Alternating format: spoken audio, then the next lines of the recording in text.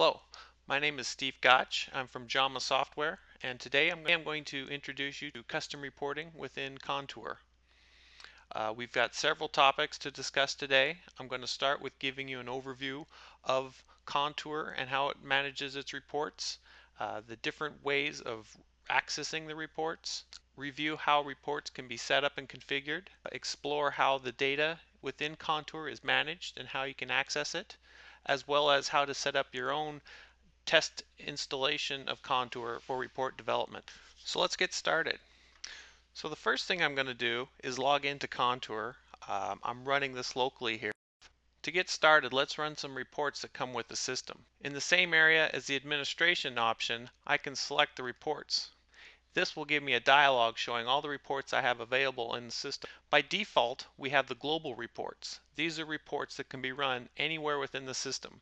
They're a parameter-based report and do not take into the context of what the user is looking at. If I close this dialog and select a set or an item or a folder, when I return to the Reports tab, I now have current view reports. These reports are going to focus on the information that I'm viewing on the right side of the screen. I still have access to my global reports, but again, these are strictly parameter-based reports, and they'll have no context with what I'm viewing in the screen. When I select the report that I want to view, I'll have the option to select the output format, and this depends on the report's needs. HTML, Word, Excel, PDF, and PowerPoint are all options depending on the requirements of the report and the availability of the output for the reporting tool. We'll get into that in the tool specific areas. But I also have the option to pick some parameters here. And so some reports you may be picking specific sets, whereas in other reports I may have Boolean types where I can opt to include additional information. Once I run the report, it will be put out into the format that I've selected, and then I'll have the report here available for me to see. But before you can create your reports, you need to understand a little bit about how Contour manages the information. If you haven't had a chance to take one of our training classes, let me give you a quick overview. Within Contour, you can have multiple projects, and these projects can be managed within the system depending on your organization's needs. When you pick a project, the reports are going to focus on the project that you've selected. So if I'm looking at any of the parameters for my reports, this list of sets is going to be the same list as the project that I've selected. So you don't need to worry about picking the different projects or determining which projects or sets are going to be required for your report. Contour will handle that for you. So now that we've ran some reports, let's take a step back and think about the information within Contour and how it's organized. Here on the left within the Explorer, we can see that we're working with the Coverage Plus project, and within that project it has a group of 6 sets. These sets are the artifacts that have been configured specifically for this project. These sets within your project are going to be unique to your process and will fit your organization's structure. If I open up any of these sets, I can see that it has folders and items. The folders are a way of grouping like items into an area. These are also very useful for organizing requirements, very similar to how you would have a document. If I switch over to my reading view, we can scroll through and see that this reading view is very similar to the document that we just created earlier. If I click on an item and look at its individual fields, each of these fields is stored within the database and is accessible to you as a report designer. When we go into the administration area, you will see how this information is actually stored within the system so that you can access it. Now I'm going to switch over to the administration view so we can start looking at how the information is stored in the system. The different sets that we were looking at earlier all come from templates, and these templates are referred to as item types. So in our sample project, we were looking at the requirements set. If we look at this in detail by clicking on the config link, we can see those same fields that we're viewing Through this list, we can see what the names of the fields are in the back end of the system. So these are actually the database values that are associated with these fields, as well as the types of fields that they are. And so this will give you some insight into how to access these when you're writing your reports. The other pieces here of interest are the show and folder. And so if these are folder values, and these are things that are used for the grouping, you can tell if those fields are going to be available if you're showing all the different fields as you're potentially reporting on these. If I click on the Add Field option, we can see that there are two different types of fields. There are the predefined fields, and these are actual database columns that you can access directly that have been set aside to hold the type of information here that you see. And so whether it's a text field or string field, these are going to be specific fields to hold potentially a date or a lookup value. The other types of fields we have are custom fields, and these act to the user the same way as the predefined fields. The difference here, and this is important as someone that's going to be designing the reports, is that these pieces are saved in the system differently. The custom fields provide you with all the same field types as the predefined fields. However, they're going to be stored a little bit differently than the predefined fields. And so when we get into the different reporting engines, we'll discuss how to access this information depending on how it works. As someone that's setting up potentially an item type or working on one of these item types, you're going to want to first use your predefined fields because they're easier for a reporter to access. The other piece here that's of interest is the pick lists. So each of the pick lists can be managed within the system. And so if it's a multi-select or drop down, that list of values is available within the system. If I click on the config link, I can see the values that are going to be available. So the main thing as a report designer is I want to know what the valid values are, and potentially if I'm doing some statistics or some roll-up analysis, to be able to know what those values are. So now that we can understand how the information is managed within the tool, let's look at how the reports can be configured. When you come in within the administration view, your reports area here will be empty. Contour does come with a set of reports out of the box. However, these reports are going to be accessible via the system login. And so this is a root user login that's specific to the setting up of the system. The reports that you create here will be saved in a different directory to make sure that when the system is upgraded, your reports are preserved. When I click to add a report, I have several options. The first one, of course, is to add a name. We have three reporting options. The first is BERT. And BERT is a business intelligence reporting tool. And this is a template engine that is based off of Actuate. It's their open source option. And it has a complete report design studio where you can actually do a WYSIWYG type of setup and design your report within the studio.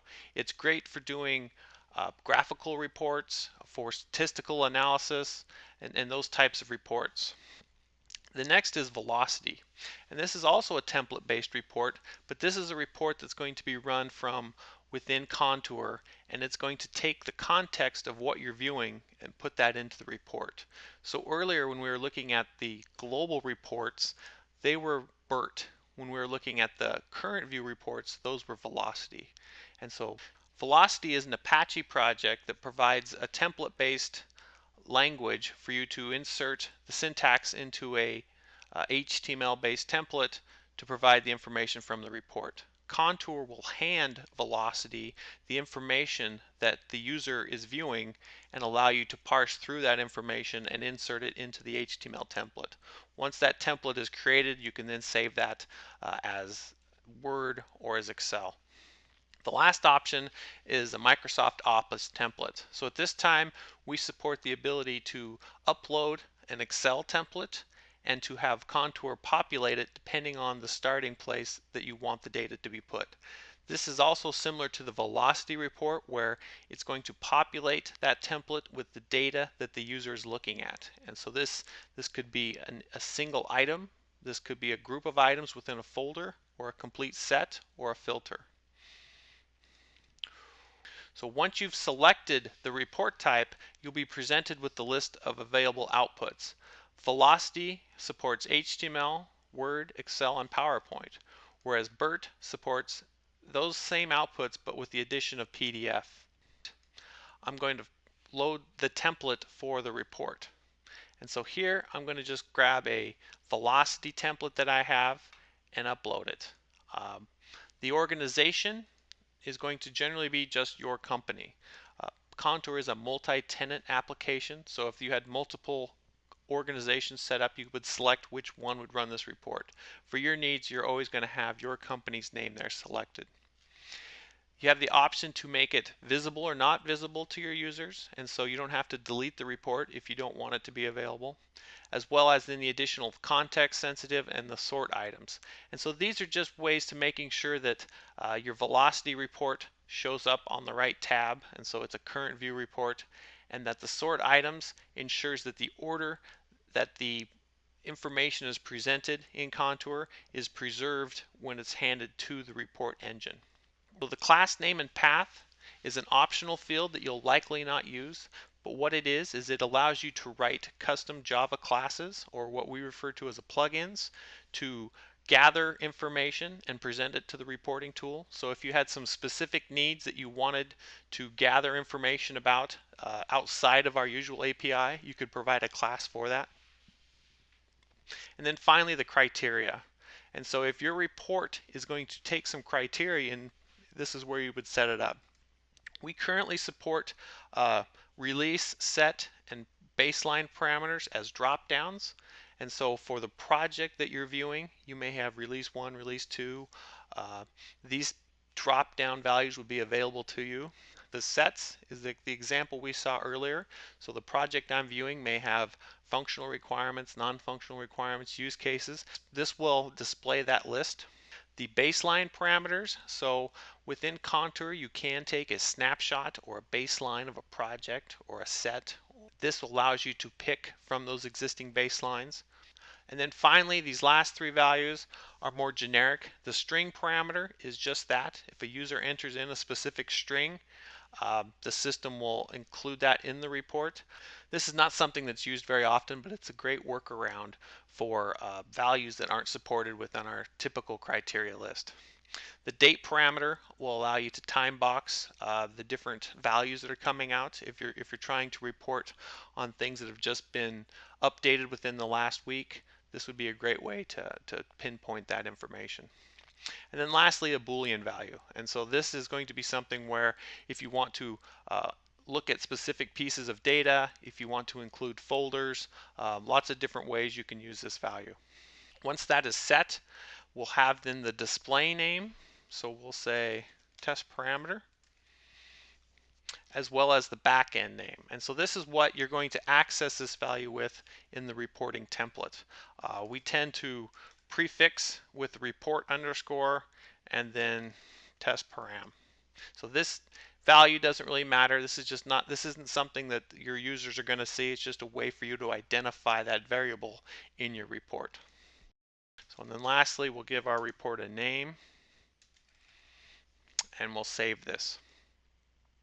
So now we can see our report here is available within the list. We can always go back and edit the report or upload a new version, but we can also see the report file. And so like I mentioned before, these are template-based reports. And so essentially we're looking at HTML or XML files that you can manually edit. The BERT tool provides a WYSIWYG interface where you can actually lay out the different fields on the report and work with it in a graphical manner. But if you're working with velocity, you're going to be working within the text file itself. And so in this situation here, we have a HTML file that was originally a Word document and saved as HTML. And then the velocity syntax was inserted to help provide the details. So now if we go back to our project and look in our reports, first of all, when we're looking at the global reports view again, we can see that we don't have our current view tab because we don't have any information here behind us. The report we just uploaded was a velocity report. We mark that as a current view or a context sensitive report. So if I were to actually select one of my sets and to bring some detail into this right screen, when I revisit my reports tab, I now have that current view options. We now have that test report. We can see the format that I selected. I only selected HTML, and I have the test parameter here, which I had marked as set. And so now when we run our report, we'll get our output here. Now in our scenario, this test parameter is not part of the template, but it doesn't hurt anything. So I just wanted to add that in there for you to see.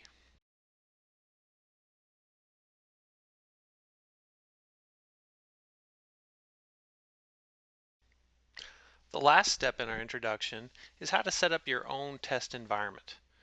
So when you're creating a report, you're going to upload that template several times and test it out. You'll be testing that the data you're getting is correct, as well as the layout and that the pieces of the report show up as expected. So whether you're doing an SQL-based report from BERT, where the continual running and testing of queries, or if you're running in Velocity, where you're potentially cycling through a lot of different objects and working with them, these are not things that you're going to want to do on your production environment. So within Contour here, within the help screen, we do have the production installation guide. And so these are the same steps that your administration team followed when they're setting it up within your own IT environment. If you have Contour hosted, then you're going to need to go through these same steps, but when you're done with that template, and when you have a template that's working as you want, you'll then send that to the Jama support, and they will upload the template for you. The templates are not something that can be controlled within Contour hosted by local administration. Through the production guide here, the main things you need to think about are that you're going to need to install the JDK, and this is going to be required by the BERT report designer, as well as your installation of Contour. The Tomcat application server, so this is the server that the application runs within, and then the database that's going to be similar to hopefully the same database that your production environment is running on. And all this can be done locally and fairly quickly and easily. All the steps here are available, and that the download is available at jamasoftware.com at the download, and we also have those instructions available there. So depending on your environment and your needs, you can get that set up and running quickly. So I'm going to switch over to my Windows Explorer and kind of walk you through my own setup here. So the first thing we're going to look at here in my program files is my Apache Software Foundation setup. So this is where Tomcat was installed. This was just a download from Apache and just an executable installation. Once it was installed, I downloaded the Contour application and drop that application here into the web apps folder. So it's going to be Contour. When you do this, I have it denoted as 298. I have several builds available. Within here then, if I explore this even further, we can see where the reports are stored. So this is just a great resource view if you want some examples of the different reports. And here they're divided into the different categories. So the velocity templates are all available in one area and the BERT templates in another. When you upload your reports though, they're going to go into a home directory. So I'm going to go up, and this home directory is going to be located outside of the Apache application area. I've set up a homes directory here because I have different versions of Contour that I work with, but you're probably just going to have the one Contour home directory. Within that directory, there's some specific pieces here that are going to be for your installation only. So the attachments are going to be managed locally. Any avatars, if you've uploaded images or work with the application locally, these are all going to be saved here. So it's things that are specific to your installation. Within this reports folder, within the Contour installation, with the specific BERT and velocity folders. The other piece here that's of interest is that I've installed my databases, and so I've got several here depending on my support needs, but I have the Microsoft SQL Server, which you can download their compact edition for free, as well as the MySQL, which is a free download, as well as Oracle. Oracle has a 10G Express, and so depending on what your production environment is, you can download a free version of their database and have that same piece. So once you have all the necessary software installed, you're going to step through Contour's configuration stages. One of the important pieces that you'll need if you're going to work off of your production environment is to have the administration team, or you, but whoever there has access to the system administration, get you a backup of their database. So you could go through and recreate the layout of your system. So depending on how your companies define their process and what requirements they're managing and how they're managing them, you could go through and recreate that on your own through the administration screens we saw earlier on. But the easiest and I think the best option is to get a backup of the production database and have that installed locally. So this way you're ensured that not only is your structure the same and that you've used the same database fields, but you'll also have better sample data to test your reports against. To get that backup, I've logged in as the root user and I've come to my backup screen, and here I can download the backup file. And when I do this, this is going to provide me not only the data, but it's also going to provide me all of the structure, and so the way the sets are configured and the users and all the other pieces that go along with that. So I know my database is going to mirror the production database very closely. And so I can save that somewhere that I want, and then when I go through my configuration steps, when I'm setting it up, I'll upload this as my database backup, and I'll be in the same situation as the production instance.